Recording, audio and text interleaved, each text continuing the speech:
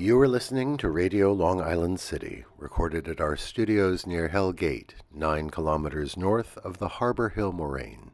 And now, the Observatory. The Observatory, Thursday the 29th of May, 2025. It is 70 days after the spring equinox. It is 22 days before the summer solstice. By the Western Christian calendar, today is Ascension Day. By the French Republican calendar, it is the 10th day of Périal, the day of the Fou, the scythe. The sun rises today at 5:28 a.m. Solar noon takes place today at 12:53 p.m. The sun sets today at 8:19 p.m. Civil twilight ends at 8:51 p.m. and nautical twilight ends at 9:32 p.m. The length of daytime today is 1 minute, 19 seconds longer than yesterday. The moon is in its waxing crescent phase and is 10% full at midday. The first quarter will arrive on Monday, the 2nd of June. These are the predicted tides today for Horn's Hook. In the middle of the night, high tide, 12:20 a.m., 1 meter 92. In the morning, low tide, 6:40 a.m., 0 centimeters. In the afternoon, high tide, 1:03 p.m., 1 meter 55. In the evening, low tide, 6:43 p.m., 18 centimeters. In our shared realm of plants and animals, the northern mockingbirds are out and about, and you can hear them sing throughout the day and into the night. It is said that the night singers are mostly unmated males.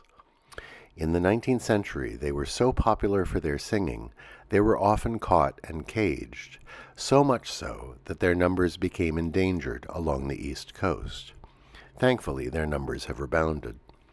Common across the whole of the continent, they are called in Spanish sinsonte norteño and moqueur polyglotte in French. Commemorations. Annals of the Great Cities. On this day in 1453, Constantinople fell to the Ottoman Turks under Mehmed the Conqueror. It was the final end of the Byzantine Empire, or, if you prefer, the final end of the Roman Empire. On this day in 1851, Sojourner Truth spoke at the first Black Women's Rights Convention in Akron, Ohio. Her speech is often referred to under the title, "Ain't I a Woman?" although these words do not appear in contemporary newspaper transcriptions of her address. She opened by saying this: "I am a woman's rights. I have as much muscle as any man, and can do as much work as any man. I have plowed and reaped and husked and chopped and mowed, and can any man do more than that?" On this day in 1953, Edmund Hillary and Tenzing Norgay reached the summit of Mount Everest, the first humans ever to scale the world's highest mountain. Great inventions. On this day in 1900, the Otis Elevator Company registered the trademark for the word escalator. The moving stairway had been invented by Charles Seeberger in 1892. Otis bought the patent, improved on Seeberger's design, and devised the new word, escalator.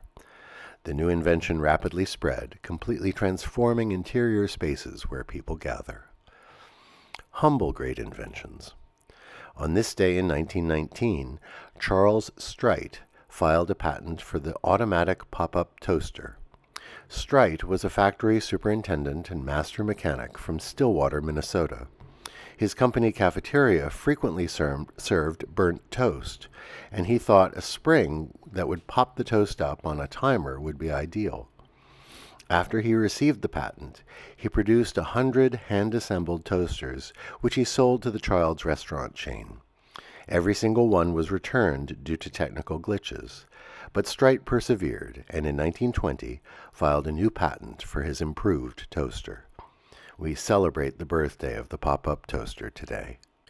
Alternate side of the street parking is suspended today in New York City for the solemnity of the Ascension. And that is the Observatory, Thursday the 29th of May, 2025.